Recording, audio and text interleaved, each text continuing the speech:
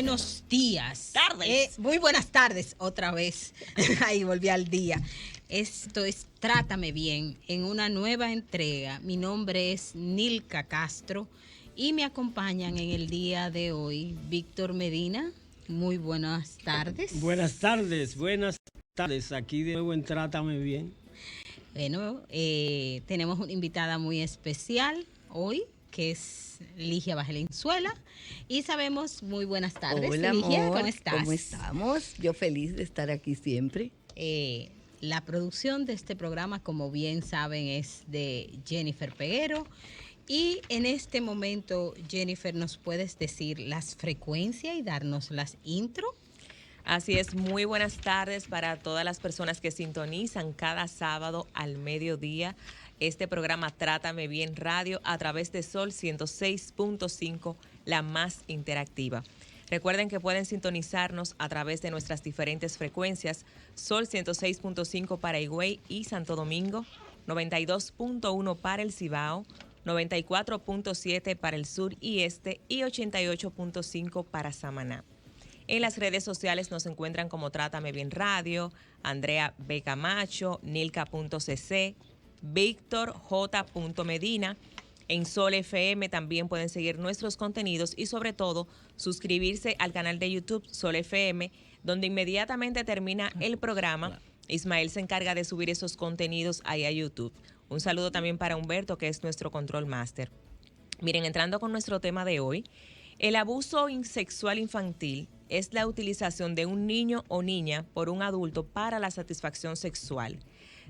Este es un acto violento que puede ser con contacto físico, como besar, tocar, acariciar, o contacto no físico, decir comentarios obscenos, exposición a material pornográfico, insinuaciones, entre otras.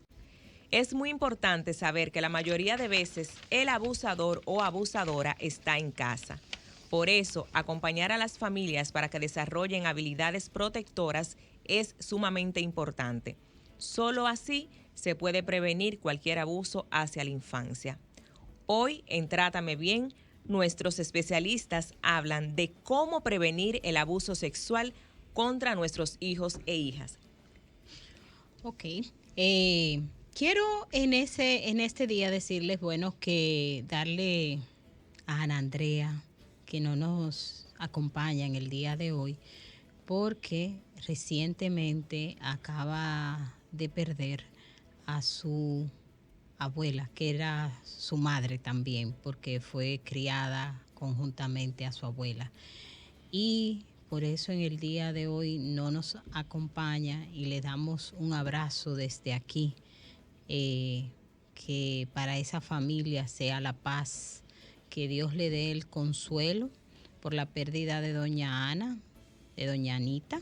Doña Anita, esa mujer fuerte, pero también esa mujer que significaba ser el centro de esa familia y que en este momento esta familia está pasando por esta tristeza, por este dolor de la pérdida. Desde aquí sea dado nuestro abrazo, nuestro calor que le llegue, claro, y que estamos con ella, que sepa que cuenta con nosotros y que estamos aquí para ella. Estamos contigo. Yo estoy contigo y creo que cada uno de ustedes estamos juntos, Ana, contigo.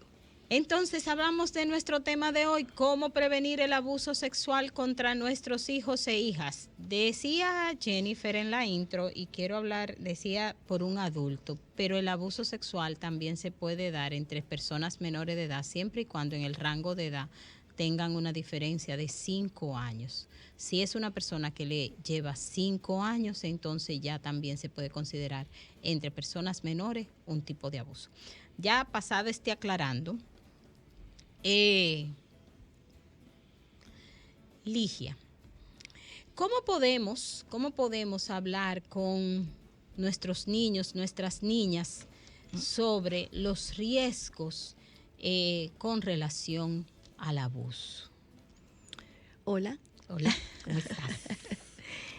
Mira, yo creo que lo primero que hay que ver es cómo el sistema maneja lo que son los extraños, quiénes pertenecen a este hogar y quiénes no.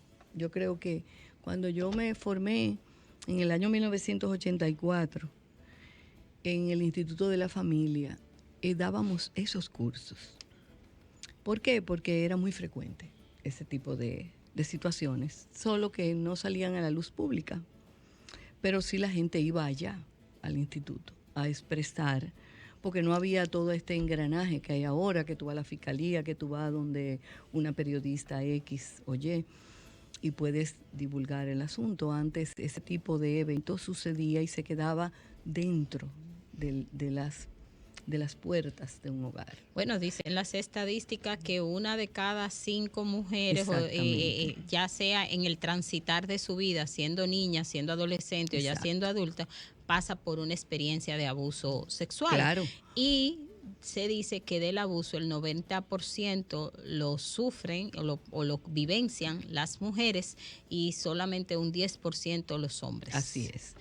En el caso de los hombres son niños chiquitos.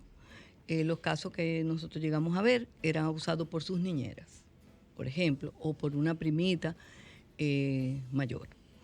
Y en el caso de las hembras, pues lógicamente los abusos eran por los amiguitos de sus hermanos, por sus primos. Entonces, a veces una persona mayor que va a la casa. Bueno, no es una persona mayor que va a la casa, es el abuelo que está en la casa. O un abuelo que está en el campo o que tú le mandas de vacaciones y hace el asunto. Porque regularmente nosotros solemos tener muy claro una persona extraña. O sea, ¿qué es extraña? Extraña. Bueno, una persona, yo no voy a dejar entrar a mi casa al señor del colmado, por ejemplo. No ahora, con esto delivery ya yo ni sé, pero haciendo un paréntesis, ¿verdad? Pero de verdad que el tema está en hablar de cómo yo voy a educar a mis hijos acerca de los extraños. Recuerdo en aquel momento que nosotros le prohibíamos a los padres decirle, ay, pero dale un besito a fulano, ay, mira el amigo de tu mami, ve dale un besito, y ve dale un abrazo, y ve dale... ¿Ustedes entienden? O que todos los amigos ahora son tíos. Exactamente, pero ve ahí, ve, abraza a tu tío, y ve que no sea tan zángano. Entonces, ay, pero ese muchacho no saluda. Esos satos, ese lenguaje no verbal no lo comprende un niño, porque para unas cosas, o sea, los niños entienden los lenguajes coherentes. La coherencia es que lo que yo te estoy diciendo es válido para este, para este, para este, para este, para este y para el otro. Entonces, ¿cómo vamos a enfocarnos? ¿Cómo vamos a decirle a nuestros hijos? Porque ahora, además de todo esto, está el acoso por el celular, está el acoso por la computadora o la persecución y hasta la misma violación, el mismo abuso sexual, porque el abuso sexual a veces no es físico, pero yo me muestro, muestro mis partes íntimas al otro. Entonces, te estoy penetrando a través de la vista, te estoy impactando. Entonces, yo creo que nosotros vivimos... toda esta noticia, por ejemplo, que pasó junto con la de la muchachita, mami, deja el celular, que yo estoy aquí. Sí. Entonces, me quedé pensando en todo esto. O sea, cómo un niño conversa. Qué bueno que en este caso reciente, esta niña tuvo la madurez de conversar y la apertura de conversar con sus padres o con su mamá. Qué bueno, pero ese es yo diría que el 1% de las personas, porque generalmente mamá está ausente o en el celular. Mami, yo quiero hablar contigo. Sí, espérate un momentico, que estoy mandando este correo. Pero ya la muchachita perdió, o el joven perdió el ímpetu de conversarlo. Entonces, para mí yo creo que tenemos que enfocarnos dentro de la familia. ¿Qué es lo que vamos a hacer? ¿A quiénes vamos a considerar claramente extraños y a quienes vamos a considerar de parte de nosotros? Eso es lo primero. Y lo segundo, hablar del abuso. Hablar con nuestros hijos. ¿Qué es el abuso? ¿Qué significa? Que abuso no es solamente que me toquen, es también que me contacten por aquí con palabras inadecuadas. Que se me muestren, un amiguito que te mande una foto en calzoncillo o una niña que esté mandando fotos, como tengo una paciente que mandó fotos en panty, porque si no, no la iban a sacar, el carajito no la iba a sacar a bailar en la fiestecita. Pero no te estoy hablando de que eso fue hace 500 años, eso fue hace 7 meses.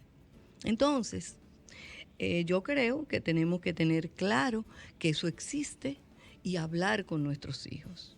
Recuerdo a mi querida amiga Rafaela Burgos, que ha luchado mucho con que ha trabajado mucho, que ha trabajado mucho con el tema, y en cada seminario que ella hacía, ella insistía en la necesidad que el tiempo dentro en la computadora debe de ser de alguna manera revisado, y en los celulares revisado el material con el que tienen contacto, porque no todos los niños tienen la capacidad de hablar con sus padres, porque no lo tienen ahí. Esa mamá está trabajando mucho y cuando llega en la noche llega cargada con la compra del supermercado y ya está cansada, pero tiene que revisar tareas. Pero, o sea, yo cuando te narro esto, yo te estoy narrando la vida de la mayoría de las mujeres que trabajan en lugares. Entonces llegan desbaratadas para atender y los niños se dan cuenta, no, yo no voy a hablar con mi mamá porque ella siempre está cansada, porque ella no está accesible. Entonces, creo mucho que los límites, las fronteras, así como tenemos que protegerlas, no con las Fuerzas Armadas, pero sí con la fuerza de nuestra palabra.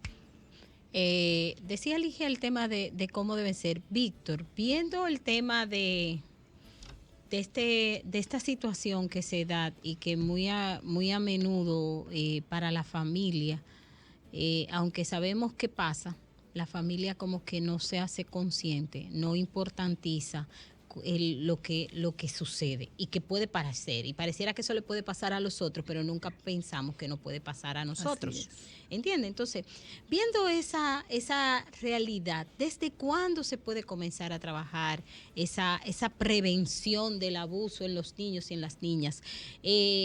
Ese tema, por ejemplo, Ligia hablaba de que esa niña, y estamos hablando del caso que en esta semana pasó de una niña que el que presentó la periodista Alicia Ortega en el informe del lunes, hablando de cómo una madre decía de cómo puso una denuncia, de cómo el sistema respondió y de que esta niña fue quien dio la voz de alarma.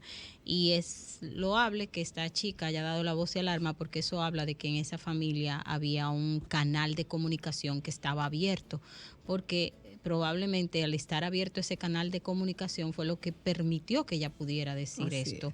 Y en muchas familias el canal de comunicación parece que vedado. No existe. Entonces, sí, o está vedado. Simplemente el canal de comunicación es dar mandatos, órdenes y decir qué hacer, pero no está constantemente, porque eso no necesariamente es de que si estoy trabajando, no, se puede trabajar y se puede tener un canal de comunicación abierto, pero depende de qué se haga. Entonces, Víctor, viendo eso, ¿qué se puede hacer?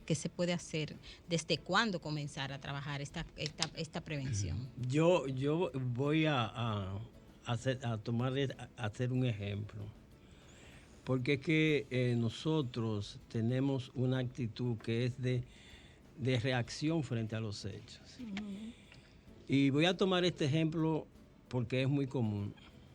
Nosotros sabemos que las tapas de alcantarilla generalmente son robadas.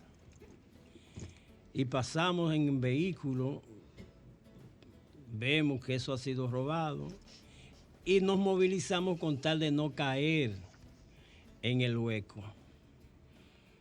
Y así pasa el tiempo.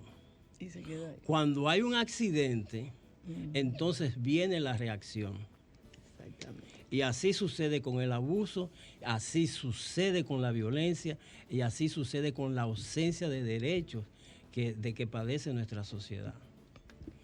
Entonces, el asunto de la prevención del acoso, del abuso sexual, hay que verlo dentro de esa dinámica de desestabilización de derechos, de falta de derechos, de falta de formación coherente en un sistema educativo que es prejuicioso y también es excluyente. Uy, qué duro, qué duro. Otro elemento que tenemos que tomar en cuenta es que en los abusos siempre hay algún elemento jerárquico de poder. O es la edad, o es la posibilidad del acercamiento familiar, o es la estructura institucional que posibilite el abuso. O la Así es. estructura de la personalidad de quien ejerce el abuso. También. Entonces son los Qué interesante eso elementos, que son tú los acabas de elementos decir. que nosotros tenemos que tener en cuenta. Yo revisé, por ejemplo, algunas informaciones oficiales, y los casos que aparecen publicados con condena y cosas, la mayoría son de personas de estrato vulnerable. Tú no encuentras la publicación de la condena de personas de niveles de mayor nivel social. Eso no aparecen publicados, y no es que no se hayan realizado, Así ¿ves? es. Sino que mantenemos una actitud de complacencia por una parte, y también Y vergüenza en muchos casos también. exactamente, por el mismo sistema de poder en que estamos. O que corres el peligro a ser excluido de una situación. Por ejemplo, una persona está filmando una película, una carajita de esa. ¿Verdad? Digo carajita, señores, no es despectivo, pero es que yo hablo así. Pero resulta que denunciar al productor de que me está acosando implica que yo me saquen fuera de la película que se está filmando o del casting y no pueda ayudar a mis padres a pagar X o Y cosas con las que ella sueña, o no pueda conseguir X o Y. Recuerdo casos aquí, y no aquí, no. Vi este tema, señores, ha sido objeto hasta de películas. Hasta de películas. Cuando se hizo la primera película de acoso, por ejemplo, a un hombre, que la dueña de ese periódico, para que él pudiera estar ahí adentro, lo acosaba y él no quería esa situación, pero pasa con los peloteros, en el ámbito de la pelota, en el ámbito de todo donde hay una estructura de poder, donde si tú estás abajo, tus posibilidades de denuncia no son tan fáciles. En este caso pudo ser, en este caso. Pero aquí han habido muchos casos que no voy a empezar con eso porque no conviene tampoco, porque no estamos aquí para eso, eso todo el mundo lo sabe. Pero han habido muchas personas que para poder llegar a X situación han tenido que aceptar el acoso y el abuso sexual del productor. Pero De este. Entonces, en un niño, me recuerdo yo que cuando estaba eso, que fue cuando, ¿cuál fue el primer programa aquí que arrancó con niños contratados?